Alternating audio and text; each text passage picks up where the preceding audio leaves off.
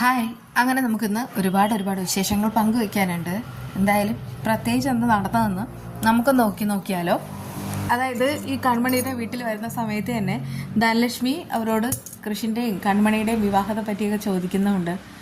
അല്ലെങ്കിലും ഈ ഒരു ചോദ്യം തന്നെയാണ് എല്ലാവരുടെയും മനസ്സിലുള്ളതെന്നൊക്കെ അവളിങ്ങനെ ദേഷ്യത്തിൽ പറയാണ് കേട്ടോ. ആ സമയത്ത് ശ്രീനിവാസനും കൺമണിയും നന്നായിട്ട് തന്നെ ശാസിക്കുന്നുണ്ട്. ആ സമയത്ത് അവളാണെങ്കിൽ അകത്ത് കയറി പോവുകയാണ്. ഏതാണ്ട് വാവിട്ട കോടാലിയെ പോലെയാണ് അവളുടെ മനസ്സ്. അതുകൊണ്ടൊക്കെ തന്നെ നമുക്കൊന്നും പറയാനായിട്ട് കഴിയുകയില്ല. എന്ത് പറഞ്ഞാലും അവൾ എന്താണോ പറയാൻ ഉദ്ദേശിച്ചത് അത് പറയാതെ തിരിച്ചു പോയില്ല എന്നൊക്കെ ശ്രീനിവാസൻ പറയുന്നുമുണ്ട്. എനിക്കറിയാം ധനലക്ഷ്മി എന്തിനു വേണ്ടിയിട്ടാണ് ഇങ്ങനെ സംസാരിക്കുന്നതാണ്. അതുകൊണ്ട് തന്നെ അവൾ പറയുന്നത് ഞങ്ങളും കാര്യമായിട്ട് എടുത്തില്ല എന്ന് സാഗറും പറയുന്നുണ്ട് കേട്ടോ. അതേസമയം അവർക്കെല്ലാവർക്കും സങ്കടമായെന്ന് കൺമണിക്ക് മനസ്സിലാവാണേ. എന്നാൽ മാനസയുടെ അടുത്ത പ്ലാൻ എന്താണെന്നറിയാൻ വരുൺ വരുന്നുണ്ട്.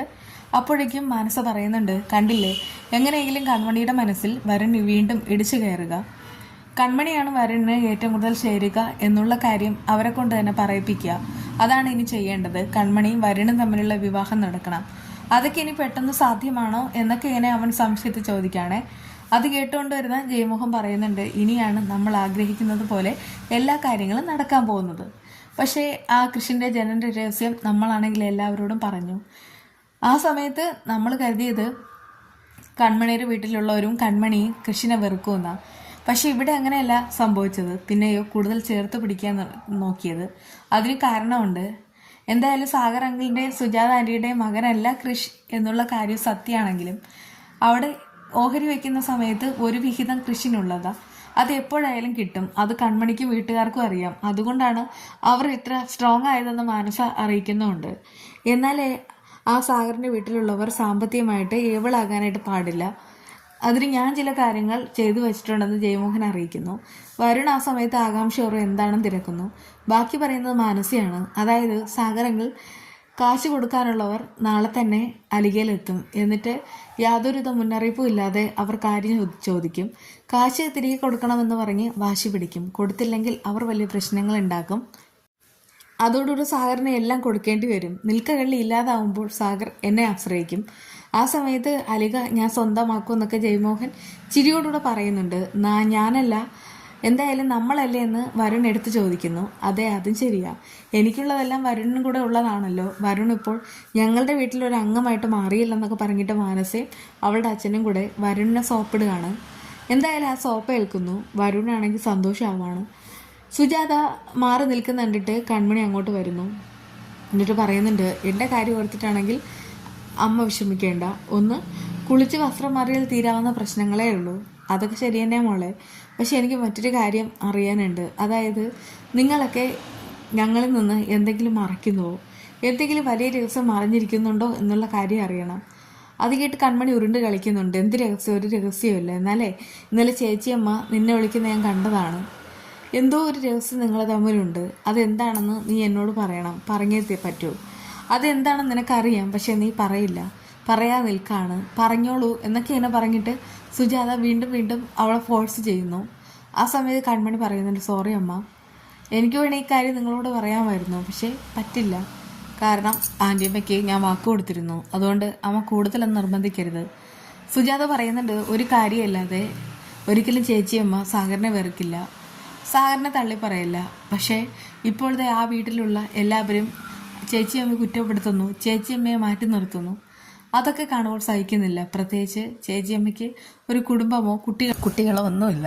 സാഗറാണ് എല്ലാം. പക്ഷേ ഇന്ന് ആ വീട്ടിൽ പാവം ചേച്ചിയമ്മ വല്ലാതെ ഒറ്റപ്പെടുകയാണ്. അതുകൊണ്ടൊക്കെ പറയാണ്, ഇതിൻ്റെ പിന്നിൽ എന്തെങ്കിലും വിഷയമുണ്ടെങ്കിൽ മോളത് പറയണം. ആ സമയത്ത് കൺമണി വല്ലാതെ മാനസികമർദ്ദത്തിലാവുന്നു. എന്നിട്ട് പറയുന്നുണ്ട്, എന്നോട് ആൻറ്റിയമ്മ പറഞ്ഞത് ആരും അറിയരുതെന്ന. അത് വലിയൊരു സംഭവമാണ്. അതുകൊണ്ട് തന്നെ ആൻറ്റിയമ്മയുടെ സമ്മതമല്ലാതെ ഞാനിത് ആരോട് പറയില്ല. അത് കേട്ട് സുജാത പറയുന്നുണ്ട്, സാരമില്ല മോളെ, ഇനിയിപ്പോൾ ഇതിൻ്റെ പിന്നിലൊരു വലിയ വിഷയം ഉണ്ടെന്ന് മനസ്സിലായി. ഞാനായിട്ട് തന്നെ ചേച്ചിയമ്മയോട് ചോദിച്ച് മനസ്സിലാക്കിക്കോളാം. എന്തായാലും മോള് വിഷമിക്കേണ്ട. സാഗരോ കൃഷോ ആരെങ്കിലും നമ്മളിങ്ങനെ മാറി നിന്ന് സംസാരിച്ച് എന്താണെന്ന് ചോദിച്ചാൽ അവരോടൊന്നും പറയാൻ നിൽക്കേണ്ട. എന്നാൽ ശരി മോളെ എന്നൊക്കെ ഇങ്ങനെ പറഞ്ഞിട്ട് സുജാത അവിടെ നിന്ന് യാത്രയായിട്ട് പോവാണ് കേട്ടോ. പിന്നീടാണെങ്കിൽ ആൻറ്റിയമ്മ വീട്ടിലുണ്ട്. ആ സമയത്ത് സുജാത അങ്ങോട്ട് പോകുന്നു. എന്നിട്ട് പറയുന്നുണ്ട്, ചേച്ചിയമ്മയും കൺമണി തമ്മിൽ ഇന്നലെ എന്തോ ഒന്ന് ഫോണിൽ സംസാരിച്ചു. പക്ഷെ ഞാൻ അതിനെപ്പറ്റി ഇന്ന് ആ കുട്ടിയോട് പോയി ചോദിച്ചിരുന്നു. അവളാണെങ്കിൽ ഒന്നും പറയുന്നില്ല. ചേച്ചിയമ്മയുടെ സമ്മതമില്ലാതെ അവളൊന്നും പറയില്ലെന്നൊക്കെയാണ് അറിയിക്കുന്നത്. പക്ഷേ എനിക്ക് കാര്യം അറിയണം, അറിഞ്ഞേ പറ്റൂ. പറഞ്ഞില്ലെങ്കിൽ ഞാൻ ഉറപ്പായിട്ടും അത് സാഗറിനോട് പറയുകയും ചെയ്യും. അത് കേട്ട് ആൻറ്റിയമ്മ ഷോക്കായിട്ട് നിൽക്കുകയാണ്. എന്നിട്ട് പറയുന്നുണ്ട്, ഇതൊരിക്കലും നിങ്ങൾ അറിയരുതെന്ന് ഞാൻ ആഗ്രഹിക്കുന്നു. കാരണം നിങ്ങൾക്കത് കേട്ടാൽ നിങ്ങൾക്കതൊന്നും താങ്ങാനായിട്ട് കഴിയില്ല. പക്ഷേ ഞാനത് പറയാം. അത് കേട്ട് സുജാതയ്ക്ക് കൂടുതൽ പേടിയാവുകയാണ്. വീണ്ടും പക്ഷെ നിർബന്ധിക്കുകയും ചെയ്യുന്നു.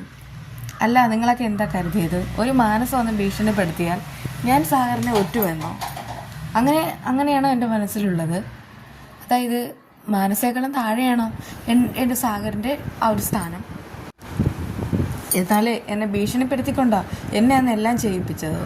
അത് കേട്ട് സുജാത ചോദിക്കുകയാണ്, ചേച്ചിമ്മ എന്തൊക്കെയാണ് പറയണേ? ഭീഷണിപ്പെടുത്തിയെന്നോ? എന്ത് ഭീഷണി? എന്താ കാര്യം? എന്താണെങ്കിലും എന്നോട് പറഞ്ഞേ പറ്റൂ. ഒടുവിൽ ആൻറ്റിയമ്മ കരഞ്ഞിട്ട് പറയുന്നുണ്ട്, ഒരു ദിവസം മാനസ എന്നെ കാണാൻ ഇവിടെ വന്നിട്ടുണ്ടായിരുന്നു. അങ്ങനെ ആ ഒരു സംഭവം കാര്യങ്ങളൊക്കെ കാണിക്കുന്നുണ്ട് കേട്ടോ. അപ്പോഴേക്കും ആ മാനസയാണെങ്കിൽ അവരുടെ കയ്യിലുണ്ടായിരുന്ന കൃപയുടെ വീഡിയോസ് പാവം ആൻറ്റിയമ്മയുടെ മുന്നിൽ കാണുന്നതും അത് ഭീഷണിപ്പെടുത്തിയിട്ട് അവരുടെ ഷെയർ അലികയുടെ ഷെയർ ആണെങ്കിൽ ജയ്മോഹൻ്റെ പേരിൽ എഴുതി കൊടുക്കുന്ന കാര്യമൊക്കെ സംസാരിക്കുന്നുണ്ട്. അങ്ങനെ ആ ഒരു ഭീഷണിയും പ്രകാരം തന്നെയാണ് ആൻറ്റിയമ്മയ്ക്ക് അന്നത്തെ ആ ഒരു ഷെയർ കൊടുക്കേണ്ടി വന്നത്. ഇതൊക്കെ കേട്ടിട്ട് സുജാത ഭയങ്കരമായിട്ട് കരയാണ്, നന്നായിട്ട് കരയുന്നുണ്ട്. രണ്ടുപേരും കരയുന്നുണ്ട്. അപ്പോഴേക്കും കൃപ അങ്ങോട്ട് വരുന്നു. പെട്ടെന്ന് രണ്ടുപേരും കണ്ണൊക്കെ തുടച്ചിട്ട് നിൽക്കുകയാണ്. ആ സമയത്ത് കൃപ ചോദിക്കുന്നുണ്ട്, അല്ല അമ്മ ഇത് എന്താ കാണിക്കുന്നത്? ഈ ആൻറ്റിയമ്മ പറയുന്നത് കേട്ടിട്ട് ആൻറ്റിയമ്മ വിശ്വസിക്കുകയാണ്? അങ്ങനെയൊന്നും വിശ്വസിക്കേണ്ട കാര്യമൊന്നുമില്ല. ഈ ആൻറ്റിയമ്മ ചതിക്കും, അച്ഛനെ ചതിക്കും, എല്ലാവരും ചതിക്കും. കൃപ ഒന്ന് നിർത്തുന്നുണ്ടോ എന്ന് ആദ്യം സുജാത ചോദിക്കുന്നുണ്ട്. ആ സമയത്ത് അവൾ നിർത്തുന്നില്ല. വീണ്ടും ആൻറ്റിയമ്മയെക്കുറിച്ച് മോശമായിട്ട് സംസാരിക്കുന്നു. അതുകൊണ്ട് തന്നെ സുജാതയ്ക്ക് അതൊന്നും സഹിക്കാൻ കഴിയുന്നില്ല. അങ്ങോട്ട് അവളെ മാറ്റി നിർത്തുകയും ചെയ്യുന്നു. കർണക്കുട്ടി നോക്കി ഒന്ന് കൊടുക്കുകയും ചെയ്യുന്നു. ഒട്ടും പ്രതീക്ഷിക്കാത്ത അടിയായതുകൊണ്ട് അവൾക്കത് ഷോക്കാണ്. ആ സമയത്ത് സാഗർ അങ്ങോട്ട് വരുന്നു. എന്താണെന്ന് ചോദിക്കുന്നു. കൃപ റൂമിലേക്ക് പോകുന്ന സമയത്ത് സുജാത പറയുന്നുണ്ട്, ചേച്ചിയമ്മയുടെ അവൾ മോശമായി സംസാരിച്ചു, എനിക്ക് അവളെ തല്ലേണ്ടി വന്നു. ഇതാ സംഭവിച്ചത്. അങ്ങനെ ആൻറ്റിയമ്മയും പിന്നെ സുജാതയും രണ്ട് വഴിക്ക് പോവാണ് കേട്ടോ. അതേസമയം കൃപ റൂമിൽ പോയിരുന്ന് വളരെ സങ്കടത്തിൽ പൊട്ടി കരയുന്നുണ്ട്. അതേസമയം ഈ കൃഷ്ണൻ കൺമണിയും ദേവജിയും കൂടെ അടുത്ത കാര്യങ്ങളൊക്കെ ഇങ്ങനെ ആലോചിക്കുകയാണ്. വരുൺ എന്തുകൊണ്ടായിരിക്കും കൺമണിയെ അന്ന് ഇറക്കിയത്, അതിനെപ്പറ്റി ആലോചിക്കണേ. അതിനിടയ്ക്ക് വരുൺ വിളിക്കുന്നുണ്ട്. അങ്ങനെ ലൗഡ് സ്പീക്കറിലിട്ട് സംസാരിക്കുന്നുണ്ട്. അപ്പോഴേക്കും കൺമണി പറയുന്നുണ്ട്, വരുൺ ഒത്തിരി നന്ദി കേട്ടോ. അതായത് ഇനി കൺമണി എന്നെ മറക്കുമോ? നമ്മുടെ വിവാഹം നടക്കുമോ?